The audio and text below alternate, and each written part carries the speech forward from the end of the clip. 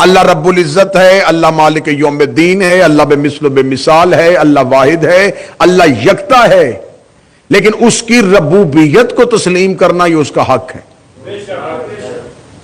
نبی خاتم النبیین ہیں، نبیوں کے سردار ہیں، رسول کے معجزات کو مانا جائے، رسول کے سورج پلٹانا، شق القمر، پتھروں سے کلمہ پڑھوانا، ان سارے معجزات کو مانا جائے، لیکن محمد رسول اللہ نہ پڑھا جائے تو اس کا مطلب ہے کہ آپ نے فضیلت کو مانا،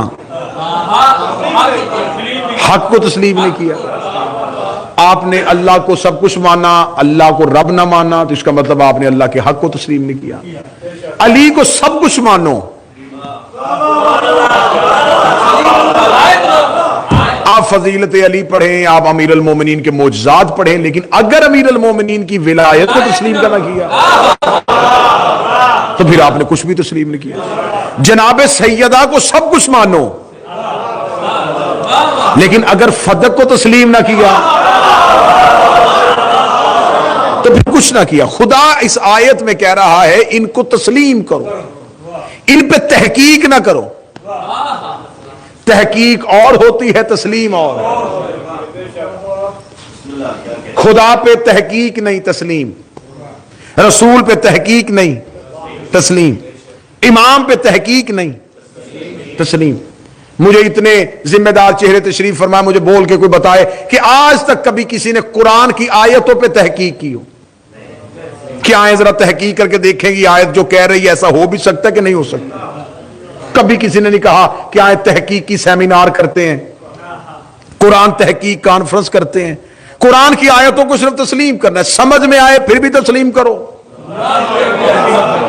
نہ سمجھ میں آئے پھر بھی تسلیم کرو۔ آپ خاموش بیٹھے اور میں تمہید کا مرحلہ گزار چکا۔ اگر آپ کہیں کہ قرآن کی وہ کون سی آیت ہیں جنہیں عقل تسلیم نہیں کرتی، میں ان گنت آیتیں پڑھ دیتا ہوں جنہیں عقل انسانی آج بھی نہیں سمجھ رہی، وہ سمجھ سے بالا تر ہیں لیکن قرآن کے اندر ہونے کی وجہ سے تسلیم کی جاتی ہیں۔ حضرت آدم بغیر ماں باپ کے کیسے دنیا میں آ گئے؟ تحقیق نہیں کرنا، تسلیم کرنا ہے۔ نوح کا سفینہ پوری کائنات اگر غرق ہو گئی چلتا کیسے رہا؟ تحقیق نہیں کرنی، تسلیم کرنا ہے۔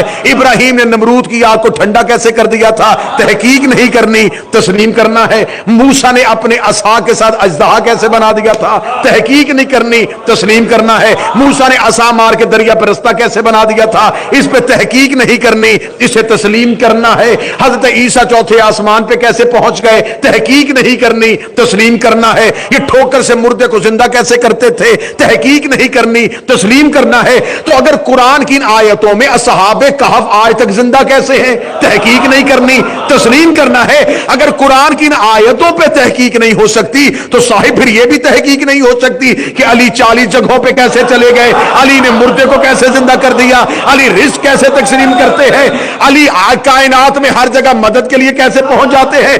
جو قرآن پہ تحقیق کرے وہ بھی کافر ہوتا ہے، جو علی کے فضائل پہ تحقیق کرے وہ بھی کافر۔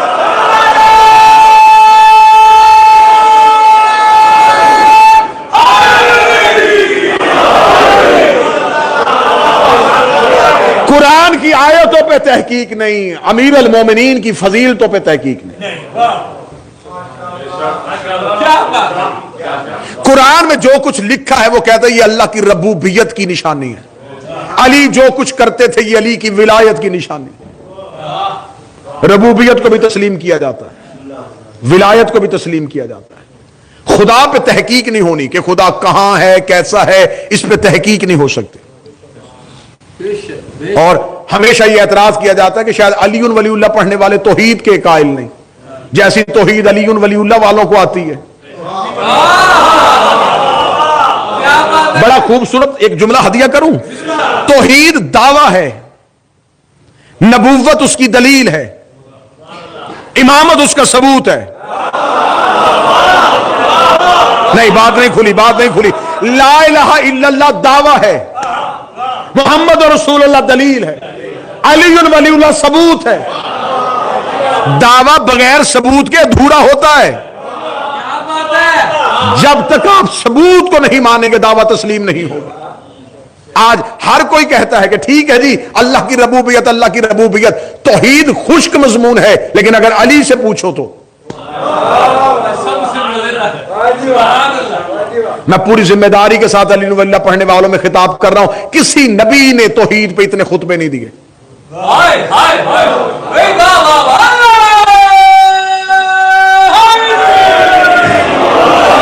پہچان کروائی ہے توحید کی، خطبے نہیں دیے۔ حضرت ابراہیم نے بتایا ہے اللہ ہے، نوح نے بتایا اللہ ہے، موسیٰ نے بتایا اللہ ہے، خطبے نہیں دیے۔ حتیٰ کہ رسالت ماب نے بھی توحید پہ خطبے نہیں دیے۔ آپ کو یہ نہ سمجھے کہ معاذ اللہ شاید انبیاء کے پاس توحید کی معرفت کم تھی، جتنے خطبے علی نے توحید پہ دیے۔ میں ایک ہی بات کے ساتھ موضوع سمجھا دینے لگا ہوں، موسیٰ پہ کسی کو اللہ ہونے کا شک نہیں تھا، تو بیٹھا ہے سمجھنے والا۔ ابراہیم کو کسی نے خدا نہیں کہا تھا، نوح کو کسی نے پروردگار نہیں کہا تھا۔ خدا پہلی بار کہا گیا تو علی کو کہا گیا، جسے خدا کہہ رہے تھے وہی منبر پہ بیٹھ کے خدا پڑھ رہا تھا۔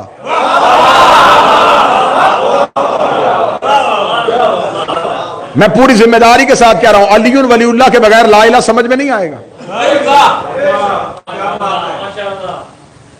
توحید سمجھنے کے لیے نہج البلاغہ کے دروازے پہ آنا پڑے گا۔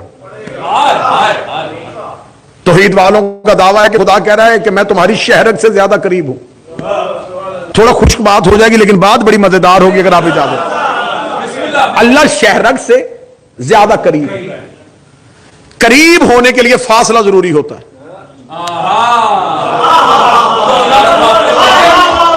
میں نے پہلے کہا تھا بات خشک ہوگی لیکن ہوگی مزیدار۔ اہل علم تشریف فرما ہے، تین چیزیں ہوتی ہیں، یا متصل ہوتی ہے کوئی چیز، یا قریب ہوتی ہے، یا دور ہوتی ہے۔ اس وقت بارگاہ کا دروازہ مجھ سے دور ہے، یہ ہاتھ میرے اس ہاتھ کے قریب ہے، لیکن جب یہ ہو گیا تو اب یہ قریب نہیں رہا، متصل ہوا۔ اب سمجھیے گا ذرا، اب اگر ہم نے اس کو قریب کرنا ہے تو قریب ہونے کے لیے ان دو کو علیحدہ کرنا پڑے گا۔ اور آسان کروں، جب تک درمیان میں فاصلہ نہ ہو قرب واقع نہیں ہوتا۔ قرب کے لیے، قرب کے اطلاق کے لیے فاصلے کا ہونا ضروری ہے۔ اب یہ ہاتھ اس ہاتھ کے قریب اس لیے ہے کہ درمیان میں نہ یہ ہے نہ یہ ہے۔ اگر ہم کہیں گے کہ اللہ ہمارے قریب ہے تو درمیان میں فاصلہ رکھنا پڑے گا، اور اس فاصلے کو اللہ کے بغیر ماننا پڑے گا۔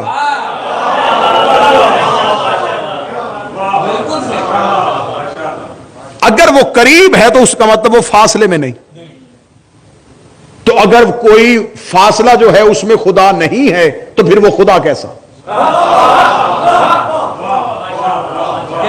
تو بات سمجھ میں آ رہی ہے نہیں آ رہی؟ بڑا مشکل ہے توحید مضمون، لیکن اگر علی ولی اللہ کا سہارا نہ ہو، قرب کے لیے فاصلہ ضروری ہے۔ اگر ہم کہیں گے خدا قریب ہے تو فاصلے میں خدا نہیں ہے، اس کا مطلب ہے جو یہاں ہو وہاں نہ ہو وہ خدا نہیں ہوتا۔ اگر ہم کہیں گے متصل ہے تو اگر کوئی چیز میرے ساتھ جڑ بھی جائے نا تو وہ میرے ساتھ ہوگی، میری عین ذات نہیں ہوگی، میری ذات اس سے خالی ہوگی۔ متصل میں بھی توحید نہیں، قرب میں بھی توحید نہیں۔ اگر اس کو دور مانا جائے کہ وہ بہت دور ہے تو وہ فاصلوں میں آ نہیں سکتا۔ لوگ کہہ رہے ہیں کہ اللہ قریب ہے، اس کا دور ہی بہت دور ہے۔ اب میں پہلے بات کو فاصلے میں وہ ہے نہیں، اس لیے امیر المومنین سے کسی نے کہا تھا مولا تصور توحید کیا ہے؟ مولا فرمایا تصور توحید محال ہے، اللہ کا تصور کرنا مشکل نہیں، ناممکن ہے۔ کیوں یا علی؟ فرمایا تصور کے لیے المومنین کا امیر فقد عرف ربہ، جس نے اپنے نفس کو پہچان لیا اس نے اپنے رب کو پہچان لیا۔ اب آپ نے سر ہلایا ہے کہ نفس کو پہچان، اب بتاؤ نفس کی پہچان کیسے ہو؟ جو انسان رب ڈھونڈ رہا ہے وہ پہلے مجھے اپنی ذات کی لوکیشن دے، وہ خود کہاں ہے؟ میں اپنی مثال دے دیتا ہوں، میں کہوں گا کہ میری ذات، تو میری ذات سے رکھیں میرے ہاتھ، میرا پاؤں، میں کہاں ہوں؟ اگر آپ کہیں کہ جو آپ کے اندر روح ہے وہ بھی میری روح ہے،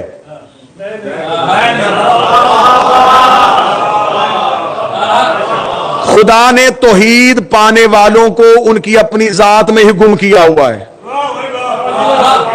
کہ پہلے اپنے اندر اپنا آپ ڈھونڈو پھر اپنے رب کو ڈھونڈ لینا. میری روح، میرا جسم، میری آنکھیں، میرا بدن، تو میں کہاں ہوں؟ ایک مثال ہے، زید مر جائے تو لوگ کہتے ہیں زید کی میت. زید کہاں ہے؟ موضوع خشک ہو گیا سرکار. تو خدا کو ڈھونڈنے والے پہلے اپنے ذات کا پتہ بتائیں کہ ذات کہاں. جب ہم خود کو ہی نہیں پا سکے، اب جملہ سننا امیر المومنین کا. اب دیکھیں اگر کسی نے مجھ تک پہنچنا ہے تو وہ میری ذات کو تو ملی نہیں، میری ذات تو ہے ہی کہیں نہیں، میری ذات تو نظر ہی نہیں آ رہی. وہ اگر مجھ تک پہنچے گا تو اس نے اگر میرے جسم کو پا لیا، کیونکہ میرا بدن ہی میری قربت کی نشانی ہے.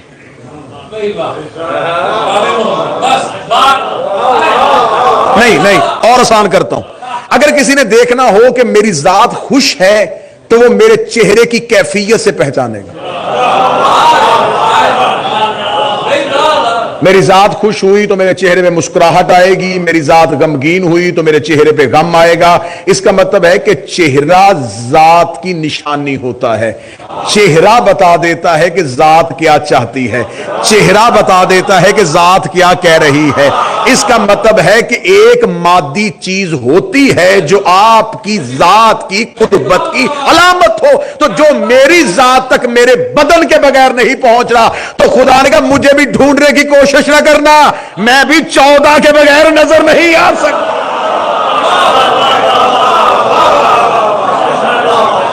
زمین پہ سورج نہیں آتا، سورج کی کرنیں آتی ہیں. کرنیں سورج نہیں، سورج کا اثر ہے.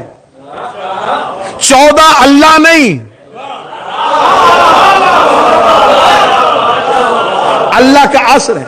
جیسے بغیر کرنوں کے سورج پہچانا نہیں جاتا،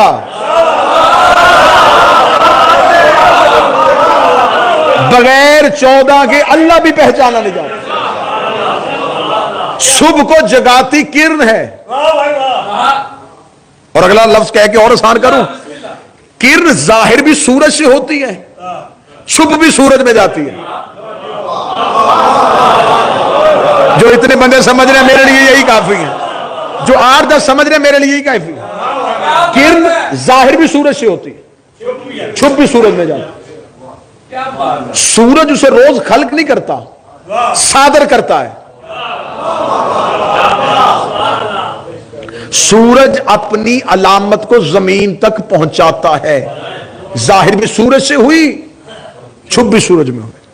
اب اس وقت کرنیں نہیں ہیں تو باہر اندھیرا ہے.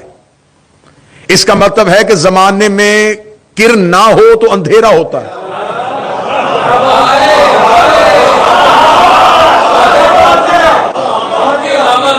اور آپ مطمئن اس لیے بیٹھے اور سکون سے انسان اس لیے سو جاتا ہے، اسے انتظار ہے کہ صبح کرن آئے گی. بادشاہ حسین ان ہاتھوں کو سلامت رکھے. کرن کا سورج میں چھپ جانا اس بات کی علامت نہیں کہ اب اندھیرا ہی رہے گا. کئی بار سورج بادلوں کی اوٹ میں چھپ کے بھی روشنی پہنچا دیتا ہے. امیر المومنین فرماتے ہیں کہ پہلے اپنی ذات کو پہچانو کہ تو خود کہاں ہے. جب ذات کو پہچان لو تو پھر رب کو پہچان لینا. یہ آل محمد ہے توحید کو پہنچنے کا وسیلہ، توحید تک پہنچنے. ان کے دروازے کے بغیر اللہ سمجھ میں نہیں آئے گا. ایک بندے نے آ کے مولا امیر المومنین سے، نبی کی معتبر حدیث ہے، یا علی کا چہرہ دیکھنا عبادت. اس نے آگے مولا امیر المومنین سے پوچھا، اس نے کہا عبادت کس کی ہوتی ہے؟ اللہ کی. تو معبود ہے اللہ، عبادت صرف اللہ کی ہوتی ہے. تو اگر رسول نے کہا ہے کہ آپ کا چہرہ دیکھنا عبادت، اگر ہم چہرہ تیرا دیکھیں عبادت تیری ہوگی یا اللہ کی؟ عبادت تو مخصوص اللہ کے لیے ہے. چہرہ تیرا دیکھ، رسول نے یہ نہیں کہا علی کا چہرہ دیکھنا ثواب ہے. یہ بھی نہیں کہا کہ ذکر و علی کا ذکر ثواب نہیں، عبادت.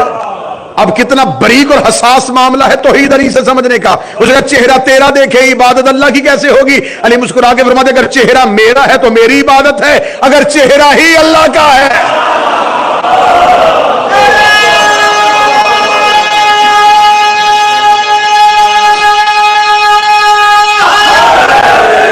یار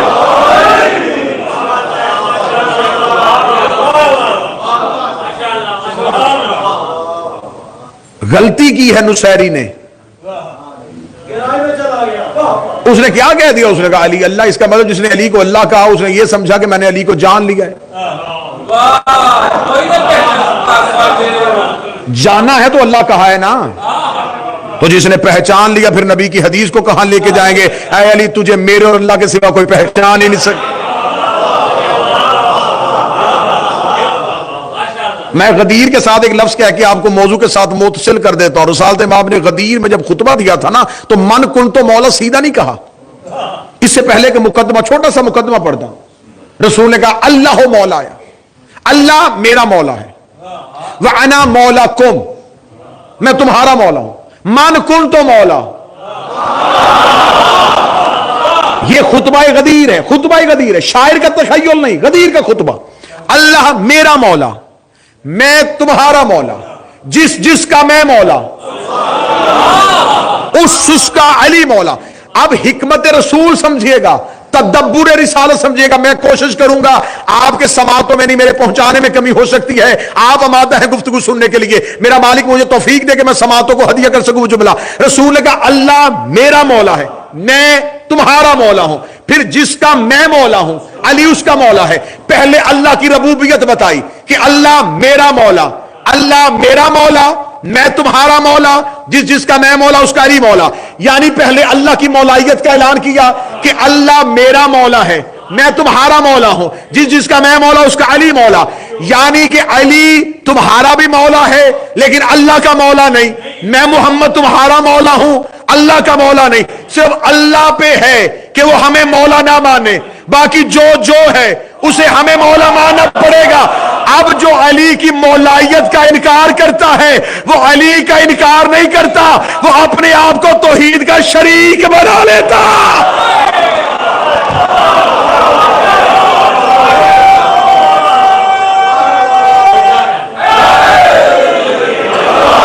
اس کا مطلب ہے کہ علی کو مولا صرف اس پہ ہے کہ وہ نہ مانے.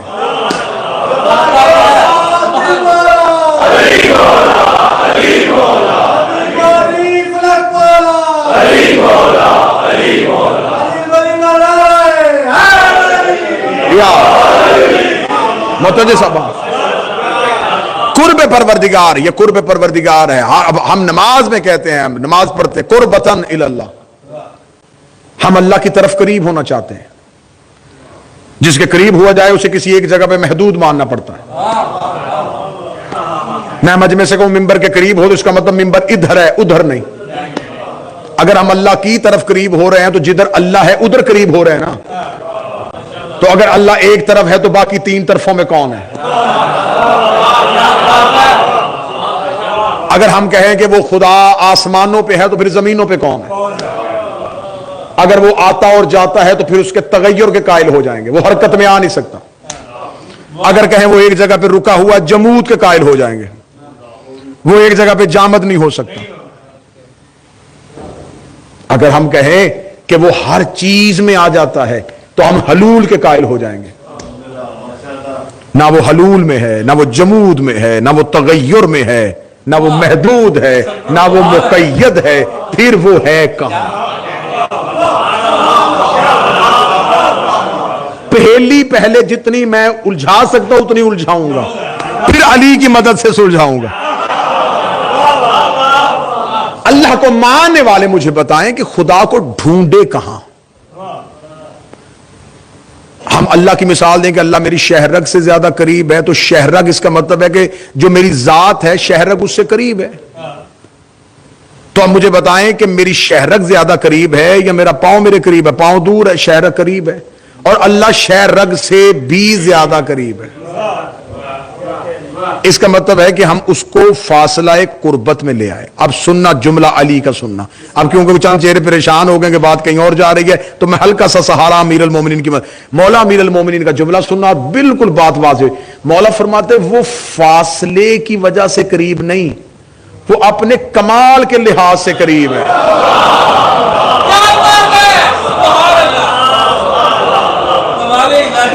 وہ فاصلے کے لحاظ سے قریب نہیں, وہ اپنے کمال کے لحاظ سے قریب ہے. میں کمال سمجھا دیتا ہوں کہ وہ کتنا قریب ہے, میں کمال سمجھا دیتا ہوں. آپ اپنی آنکھ سے سب کچھ دیکھ سکتے ہیں, اپنی آنکھ کی پتلی کو نہیں دیکھ سکتے. اس سے دکھائی دیتا ہے لیکن وہ آپ کے ساتھ ایسے ہے کہ اس نے دکھایا ہے. کئی دفعہ کسی چیز کا اتنا قریب ہو جانا بھی چیز کو غائب کر دیتا ہے. میں مثال کے ساتھ بچوں کو آسان کر دیتا ہوں. یہ ہاتھ میرے قریب ہے, مجھے نظر آ رہا ہے, قریب ہے نظر آ رہا ہے, قریب ہے نظر آ رہا ہے, قریب ہے نظر آ رہا ہے. اب کئی بار کمال قرب چیز کو غائب کر دیتا ہے. علی فرماتے ہیں اس کا کمال ایسا ہے کہ اسے یہ آنکھ دیکھ ہی نہیں سکتی.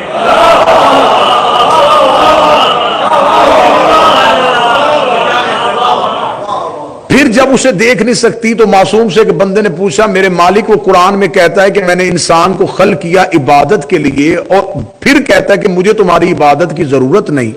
اگر اسے ہماری عبادت کی ضرورت نہیں اور ہم نے اسے کہا نہیں تھا کہ ہمیں خلق کرے تو اس نے ہمیں خلق کیوں کیا؟ معصوم فرماتے عبادت معرفت کی شاخ ہے. وہ اپنی عبادت کرواتا ہی اس لیے ہے کہ تم 14 کو پہچانو. اللہ تم سے نماز میں سورہ ہم سننے کے لیے نہیں بلاتا. اللہ تم سے قل ہو اللہ سننے کے لیے تمہیں نہیں بلاتا. خدا تمہیں بلاتا ہے اس معرفت کے لیے جن کے ذریعے سے خدا تم تک پہنچا ہے. وہ تصور میں آ نہیں سکتا تھا, عقل میں سما نہیں سکتا تھا, آنکھ اسے دیکھ نہیں سکتی تھی, قربت میں وہ آ نہیں رہا تھا, محدود وہ تھا نہیں, تغیر میں وہ آتا نہیں تھا. یہ تو ان کا کرم ہے, انہوں نے زمانے میں آ کے ایسا تسلیم کروایا, ایسا تسلیم کروایا کہ ہمیں تسلیم کرنا پڑ گیا کہ وہ اللہ ہے. اب مجھے آخری بند تک بول کے بتاؤ, جو اللہ ساری طاقت ہونے کے باوجود ان کے بغیر ہم تک نہیں آتا تو ہماری دعائیں ان کے بغیر قبول کیسے کرے گا؟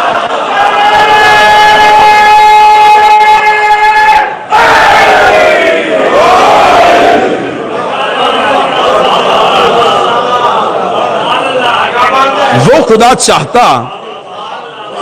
چاہتا تو سیدھا بھی ہمارے دلوں پہ ہدایت نازل کر سکتا. یہ مچھلی کا بچہ جو سمندر میں پیدا ہوتا ہے اسے تیرنا کون سکھاتا ہے؟ اسے کس نے تیرنا سکھایا؟ اس کی جبلت میں خدا نے ہدایت رکھ دی کہ اسے تیرنا ہے. اگر وہ مچھلی کے بچے کو تیرنا سکھا سکتا تھا تو ہمیں بھی ہدایت سیدھی کر سکتا تھا. اس نے ہمیں مجبور کیا 14 کا تاکہ اسے ہمیں پتا چل جائے جو سب کچھ کر سکتا تھا. جب وہ ہدایت ان کے بغیر نہیں دے رہا تو اپنی عبادت ان کے بغیر لے لے گا. اس لیے امام شافعی نے کہا تھا کہ وہ نماز قبول ہی نہیں ہوتی جس میں آل محمد پہ درود نہ پڑھا جائے. کوئی سنی ہو, اہل حدیث ہو, دیوبندی ہو, نماز اس وقت تک قبول نہیں جب تک آل محمد پہ درود نہ پڑھا جائے. اور درود کیا ہے؟ یہ جو میں نے آیت پڑھی ہے, خدا کہہ رہا ہے ان اللہ ملائکۃ یصلون, تم درود پڑھو. اور ہم آگے سے کیا کہتے ہیں؟ اللہم صلی علی محمد, اے میرے اللہ تو درود پڑھ.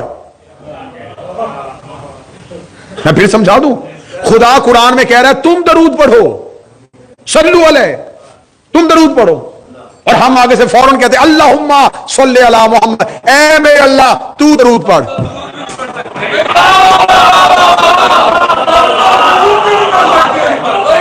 بات سمجھی جی؟ ہم نے اس سے کہا حقیقت درود کیا ہے. دنیا کی ہر چیز, نوجوان دوست پڑھے لکھے سٹوڈنٹس بیٹھے ہیں, دنیا کا اصول 2 چیزوں پہ چل رہا ہے, ڈیمانڈ اینڈ سپلائی, طلب رسد, مانگنا دینا. کوئی چیز اس سے باہر نہیں.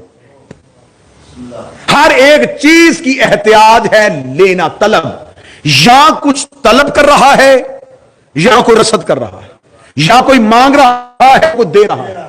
اس کا کام تھا فیض دینا، صرف انسانوں کو نہیں، کائنات کے ہر ذرے ذرے کو، پہاڑ کے نیچے جو ایک کیڑا ہے نا اس تک بھی فیض پہنچانا بحیثیت خالق اس کی ذمہ داری ہے۔ اس کا کام ہے فیض پہنچانا، مخلوق کا کام فیض لینا۔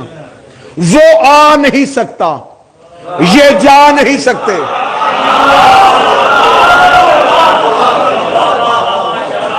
اب ایک جملے میں درود سمجھا دوں، ان کے فیض مانگنے اور اس کے فیض دینے کو درود کہتے ہیں۔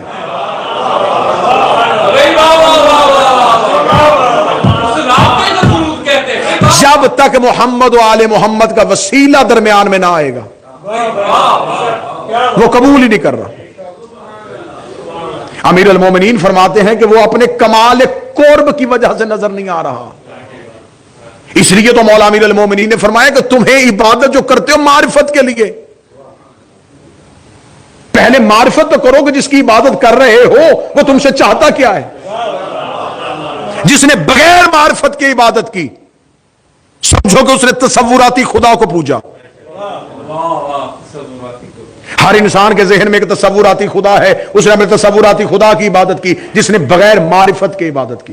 اس لیے تو سب سے زیادہ دعائیں معرفت پڑھنے کا حکم ہے، میرے اللہ ہمیں معرفت عطا کر، ہمیں معرفت عطا کر۔ علم اور ہے، معرفت اور ہے۔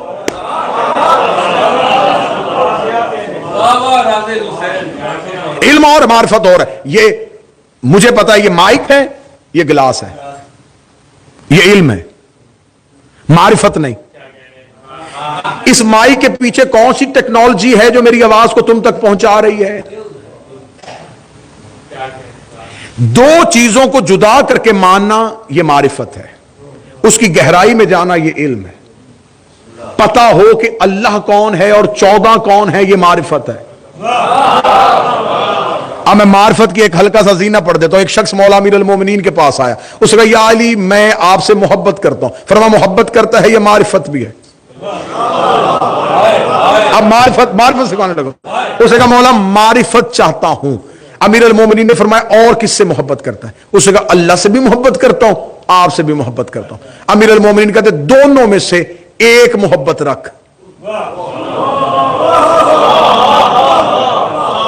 میں نے پہلے کہا کہ یہ معرفت ہے کہ مجھے پتا چل گیا یہ مائک ہے، یہ گلاس ہے، یہ منبر ہے، یہ علم ہے۔ ان چیزوں کو علیحدہ علیحدہ ان کی جگہوں پہ ماننا یہ معرفت ہے۔ مولا نے فرمایا اللہ اور میری محبت میں سے ایک محبت رکھ لے۔ اب سر پکڑ کے بیٹھ گیا کہ علی کے سامنے بیٹھا ہوں، کیا جواب دوں؟ امیر المومنین نے کہا جا سوال کا جواب ڈھونڈ۔ آبادی سے نکل گیا، صحراؤں میں سر کھپاتا رہا، صحراؤں میں پھر رہا ہے کہ اس کا جواب کہاں سے ڈھونڈوں؟ اللہ کو رکھوں یا علی کو رکھوں؟ یا ایک شخص کا گزر ہوا جس کے ہاتھ میں کھجوروں کا تھیلا ہے،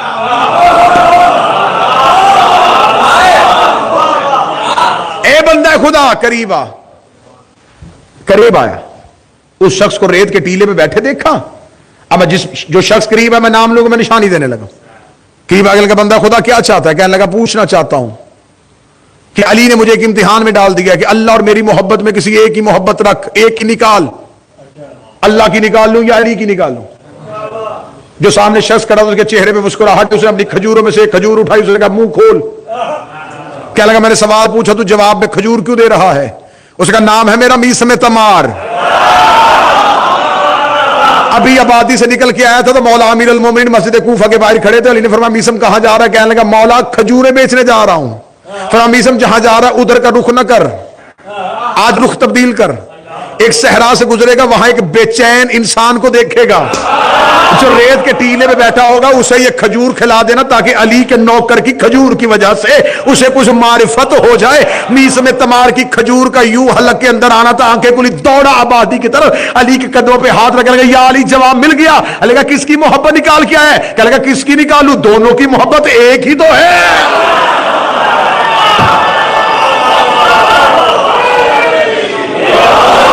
اس کی محبت ہی آپ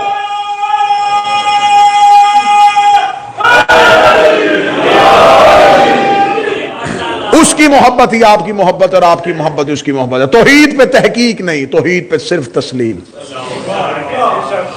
رسول پہ تحقیق نہیں, صرف تسلیم. اور امامت پہ تحقیق نہیں, صرف تسلیم. منزل تحقیق میں نہیں جانا کہ یہ کیسے کر سکتے تھے.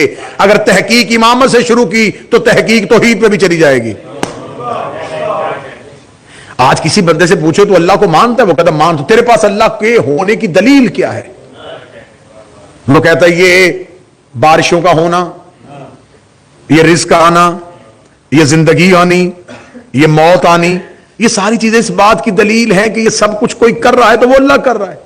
اور میں پوری ذمہ داری سے کہہ رہا ہوں, جن نشانیوں سے تم نے اللہ کو پہچاننا ہے ان میں سے کوئی کام بھی اللہ خود نہیں کرتا.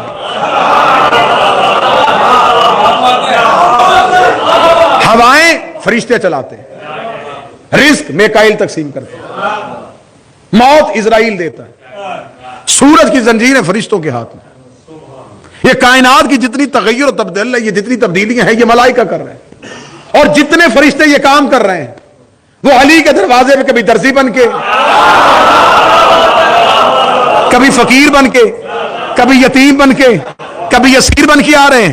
اب سر اٹھاؤ میں بتاؤ, اگر ہم سے کوئی پوچھے کہ تم نے اللہ کو کیسے پہچانا, جب علی سر سجدے میں رکھتا ہے تب پتہ چلتا ہے وہ علی اور ہے, یہ علی اور.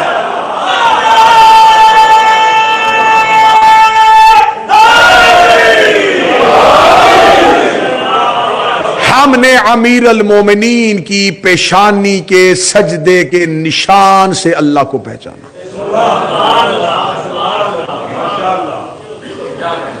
امیر المومنین کی پیشانی پہ سجدے کا نشان توحید کی پہچان ہے, جسے علی جھک رہا ہے. اس لیے تو کہتے ہیں کہ عبادت بغیر معرفت کے کچھ نہیں. اللہ کی یہ جو مصلی ہے نا, یہ مصلی عبادت, یہ وہ کٹہرا ہے جہاں آ کے تم نے گواہی دینی ہے کہ انہوں نے ہمیں بتایا ہے کہ تو اللہ ہے.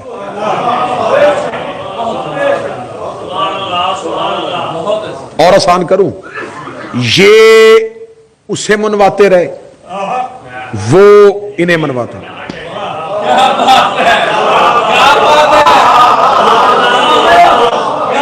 بات اب روحانیت بھی ہے, اسی طرح چلی گئی تو اسی طرح سارا موضوع گزر گیا. ورنہ تحقیق اور تسلیم موضوع پہ چلنا چاہ رہا تھا کہ ان کے پاس ہو تو یہ اس کے پاس بھیج دے, اسے جھکو. اس کے پاس گئے, اس نے کہا انہیں مانو. یہ اسے منواتے رہے, وہ انہیں منواتے. اور آسان کرتا, جو یہ اسے منواتے رہے اسے عبادت کہتے ہیں, جو وہ انہیں منواتا رہا اسے تعظیم کہتے ہیں.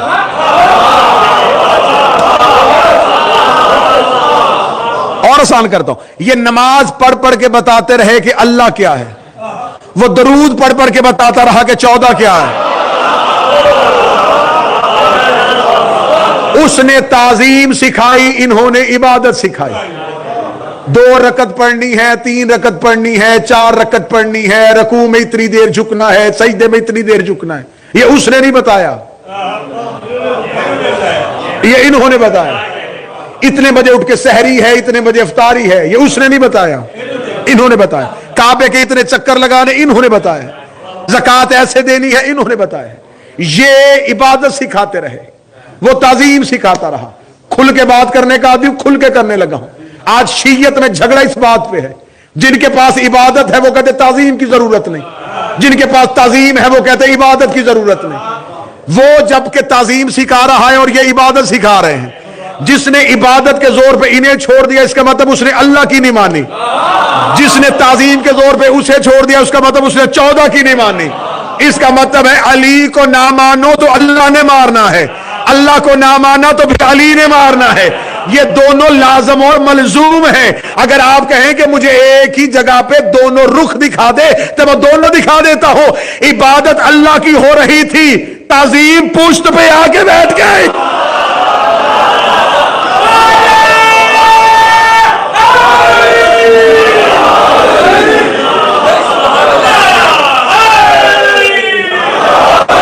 عبادت کس کی ہو رہی تھی؟ پروردگار. پوشت پہ آ گئی تعظیم، عبادت رکی نہیں،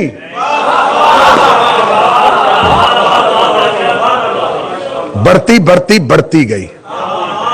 اس کا مطلب ہے کہ تعظیم عبادت میں آ جائے تو تعظیم جدا نہیں ہوتی،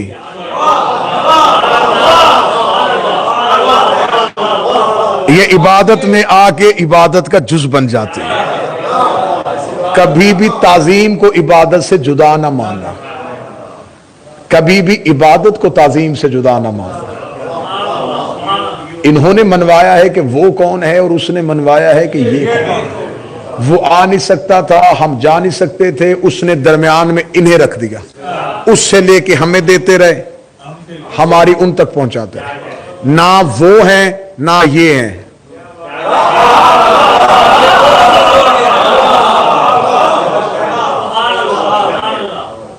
یہاں آتے ہیں تو بشریت کے لبادے میں آ جاتے ہیں، وہاں جاتے ہیں تو نور میں آ جاتے ہیں۔ اصل مسکن وہاں ہے۔ میری آواز اس مائک میں ان ڈبوں کے ذریعے آپ تک پہنچ رہی ہے، یہ اس تار کے ذریعے آواز آپ تک جا رہی ہے، اس میں اندر ایک بجلی کی لہر ہے جو میری آواز کو آپ تک پہنچا رہی ہے۔ اس کے باہر یہ پلاسٹک کا کور ہے، اندر بجلی کی لہر ہے، اندر نور ہے، باہر لبادہ ہے۔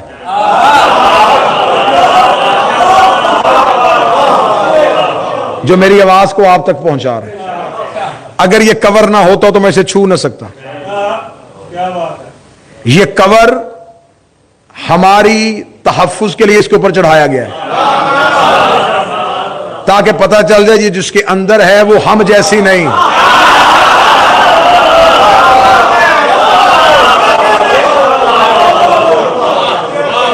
ٹھیک ہے، اب جب یہ آپ لوگوں کے قریب رہتی ہے تو اس کے اوپر یہ کور ہے، لیکن جو گریڈ سٹیشن جہاں سے یہ آئی ہے وہاں کوئی کور نہیں ہوتا۔ کیوں؟ وہاں اس کے علاوہ جانے والا کوئی نہیں ہوتا۔ میں تو کوشش کر رہا تھا کہ میں تمثیل کے پیرائے میں چلا جاؤں، میں کنائے کا مسافر رہوں، تمثیل کے پیرائے میں گفتگو ہو جائے اور بات نہ کھولنی پڑے۔ جب تک انسانیت کے قریب رہی اس کے اوپر کور رہا، لیکن جب اپنے گھر میں گئی پھر اپنی اصلی حالت میں گئی۔ کیوں؟ وہاں اس کے علاوہ جانے والا کوئی نہیں تھا۔ جب تک ان کا نور انسانوں کے قریب رہا ان کے اوپر بشریت کا لبادہ رہا، لیکن جب معراج میں اپنے گھر میں گئے پھر جبریل نے بھی پر جوڑ کے کہا آگے گیا تو آپ ہی کے نور سے جل جاؤ۔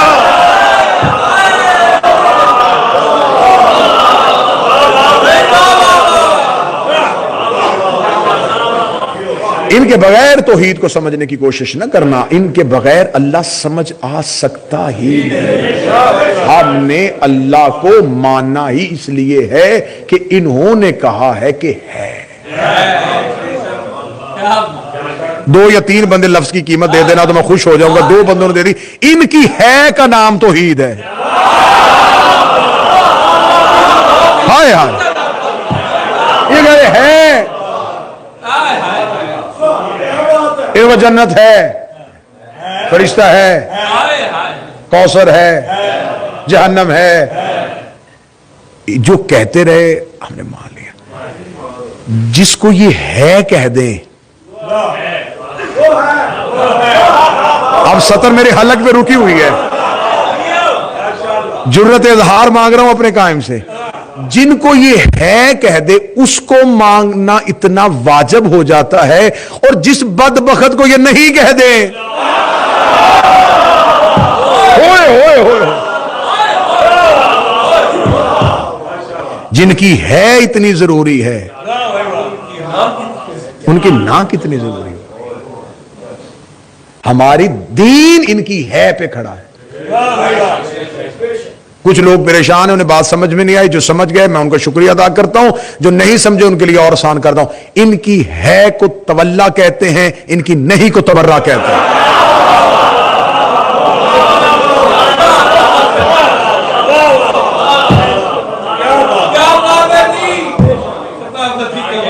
ان کے جھکنے کو نماز کہتے ہیں۔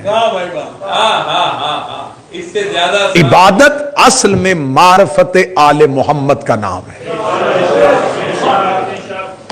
عبادت ہے ہی صرف اس لیے کہ ان کو پہچانو، خدا نے واجب اس لیے کی ہے ان کو پہچانو۔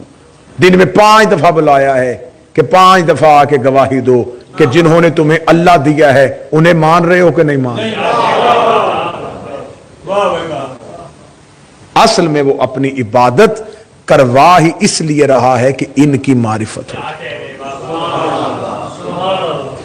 بات رک گئی یہیں پہ. گفتگو کا موضوع اور تھا. چاہتا تھا کہ تحقیق اور تسلیم پہ گفتگو ہو سکے. رسول کو مانو، تحقیق پہ نہیں، تسلیم پہ. امام کو مانو، تحقیق پہ نہیں، تسلیم پہ. بطول کو مانو، تحقیق پہ نہیں، تسلیم پہ. تو جس مسلمان نے نماز میں کہا تھا کہ میں ان کو تسلیم کرتا ہوں، تو جب دربار میں کہہ رہی تھی کہ حق میرا ہے تو تسلیم کیوں نہیں کیا؟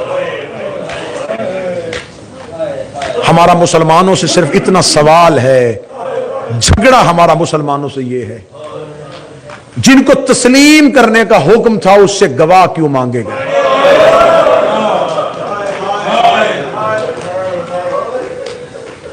جس کو تسلیم کرنے کا حکم تھا اسے 4 گھنٹے کھڑا کیوں رکھا؟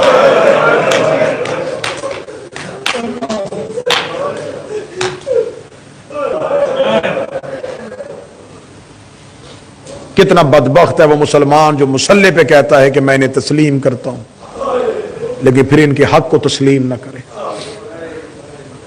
مجھے میرے بھائی شفاعت نے مشکل ترین مصائب کے لیے کہا ہے اور میں نے ان سے یہ کہہ کے معذرت کی کہ میں مصائب ضرور پڑھوں گا لیکن شہادت شہزادہ علی اکبر میں صرف ایام عزا میں پڑھتا ہوں.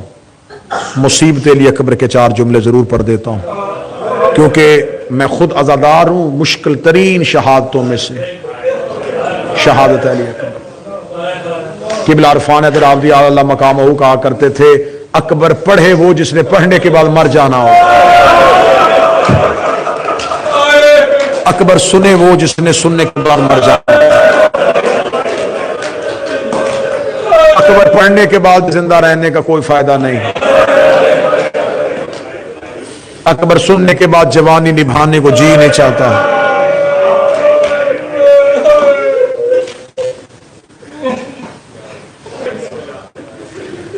جس کو صرف ایک یعقوب رویا تھا اسے یوسف کہتے ہیں.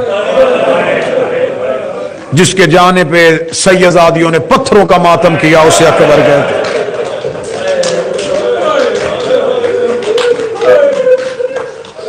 بڑا مشکل ہے سادات کے لیے علی اکبر کا مصائب برداشت کرنا.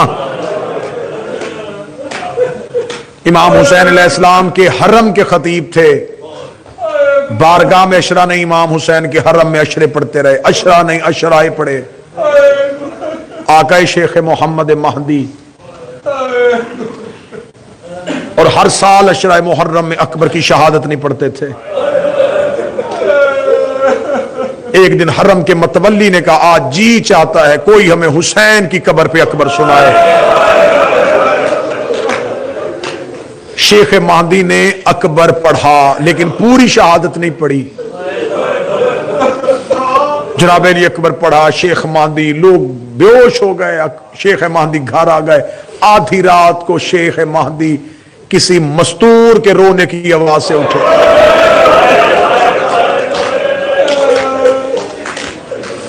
اپنی زوجہ کو اٹھا کے کہتے ہیں کہ مجھے لگتا ہے کہ ہمسائے سے کوئی عورت رو رہی ہے.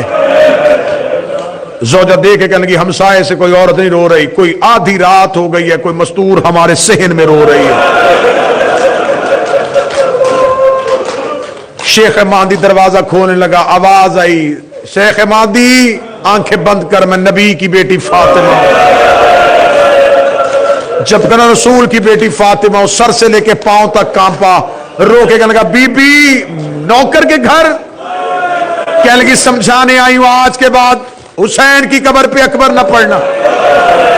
بی بی کو روایت غلط پڑھ دی ہے. کہتی روایت غلط نہیں پڑھی، جب سے اکبر پڑھ کے آیا ہے میں کبھی کربلا میں حسین چپ کرواتی ہوں، کبھی شام میں زینب کو چپ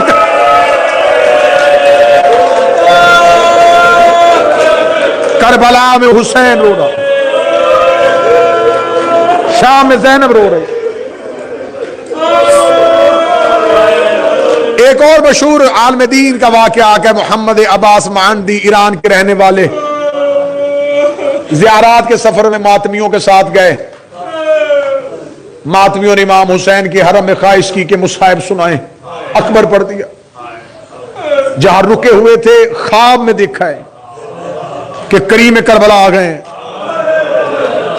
خواب میں باقی ماتمیوں سے کہا جلدی اٹھو حسین آ گئے. دیکھا تھا مولا ہم اتنی دور سے قافلہ لے کے آپ کی زیارت کے لیے آئے تھے, آپ یہاں کیوں آ گئے؟ حسین ابن علی نے کہا تمہیں سمجھانے آیا ہوں, یہ جو شب ہے یہ شب جمعہ ہے. تو نے شب جمعہ میری قبر پہ اکبر پڑھ دیا. تمہیں نہیں پتا شب جمعہ میری ماں فاطمہ میری قبر پہ آتی ہے.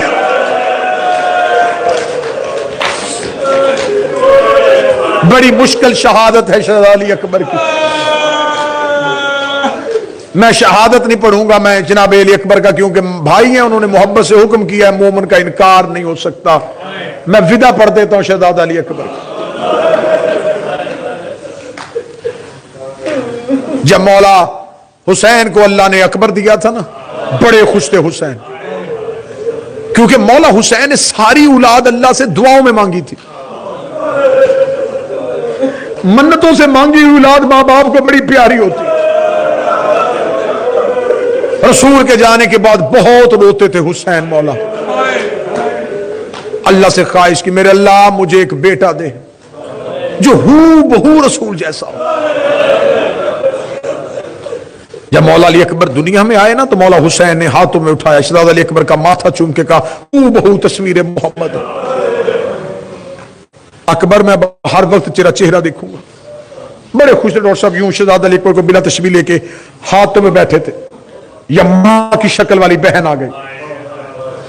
حسین اللہ اکبر نے اکبر دیا ہے. جی عالیہ دیکھ تو صحیح بالکل نانے جیسا ہے.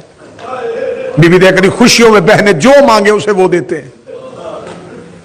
حسین مولا دیکھیں گے آج میں بڑا خوش ہوں, تو جو مانگے گی میں دوں گا. بی بی دیکھ رہی اگر میں تجھ سے اکبر مانگوں,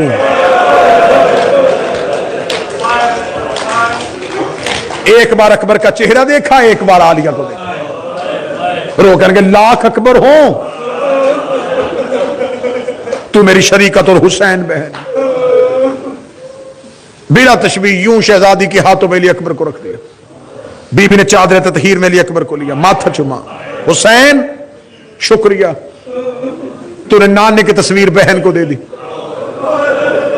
شہزادی جانے لگی. مولا حسین کا ایک سوال سننا اور پھر ساری رات رونا. مولا حسین دیکھ کے کہنے لگے زینب تو نے اکبر مانگا, میں نے لمحہ دیر نہیں کی, میں نے دے دیا. ایک بات میری بھی ماننے کی, حکم حسین تو نے میری خواہش پوری کی, نہ تیری خواہش کا احترام کروں. رو کہتے میں نے زیادہ دیر کے لیے دیا ہے, تھوڑی دیر کے لیے مانگو مجھے واپس کر دے.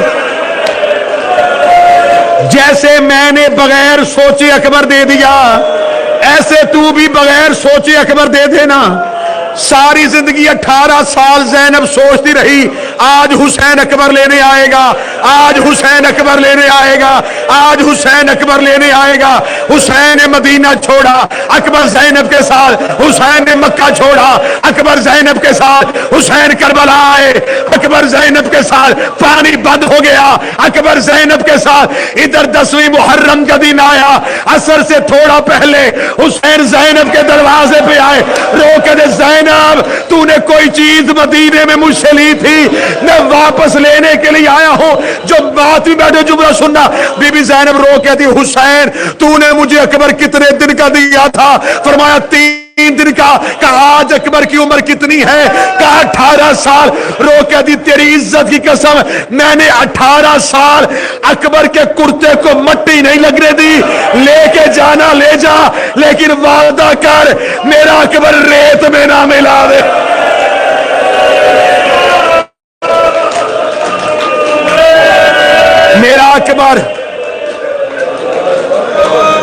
میرا اکبر خاک میں نہ ملا دینا. بس 2 جملے روانگی کے سن لو, شہادت نہیں ودا پڑھنے لگا ہوں.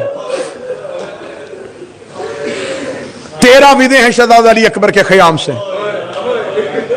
عموماً ذاکرین خطبہ واعظین منبر سے شہزادہ علی اکبر کے ودے نہیں پڑھتے.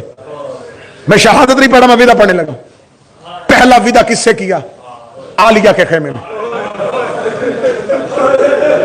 शहजादी ज़ैनब की आवाज है, अब्बास अकबर से कह घोड़े पे बैठ के मेरे खैमे में आ।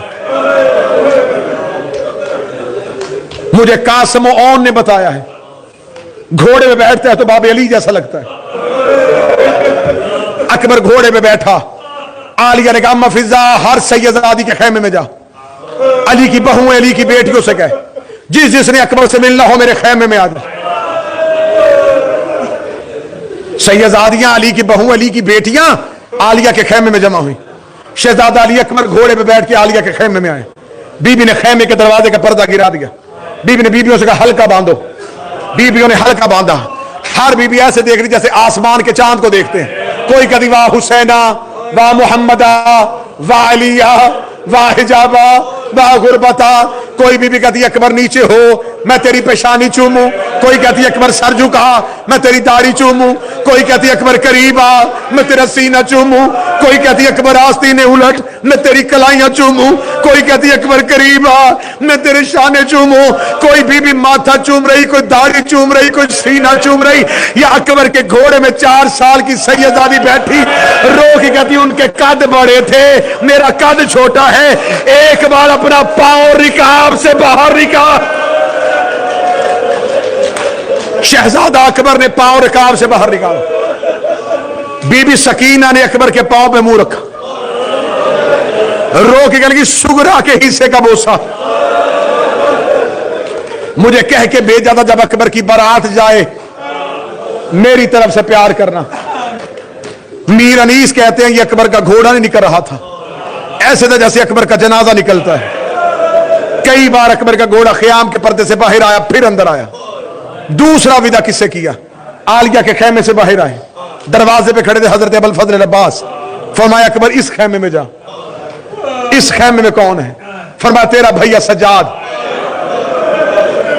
दुआ करो अल्लाह मुश्किल में किसी भाई को ऐसे भाई ना मिलाए। जो ही शहजादा अली अकबर मौला सज्जाद के खैमे में गए, रेत पे लेटा हुआ था हुसैन का बेटा। अकबर ने अपनी दाढ़ी मौला सज्जाद के पांव के तलवों पे रखी, आंखें खोली। मालिक के करबला ने अकबर की तरफ देखा। अब मैं सिर्फ जुमला पढ़ूंगा, बेसाख्त जुमले में आए हैं। सज्जादा के गोल कहते तू भी जा रहा है? हाँ सज्जाद मैं जा रहा हूं। देख लगा मिल गई बाबा से इजाजत, दे दी बाबा ने इजाजत। अब जो सदात बैठे मुझे जुमला माफ कर देना। मौला सज्जाद की आवाज है मुझे मिलने से पहले एक बार मुझे उठा। शहजादा अली अकबर ने उठाया, फरमाया अकबर एक दफा मुझे सीने से लगा। अकबर ने भाई को सीने से लगाया। मौला सज्जाद बेबसी से अकबर के मुंह पे अपना मुंह रख के रो के दे अकबर बाबा का लाडला बेटा है, तू बाबे से सिफारिश कर, बर्छी मैं खा लेता हूं, शाम कोई और चला जाए और मुझसे नंगे सर मां बाजारों में।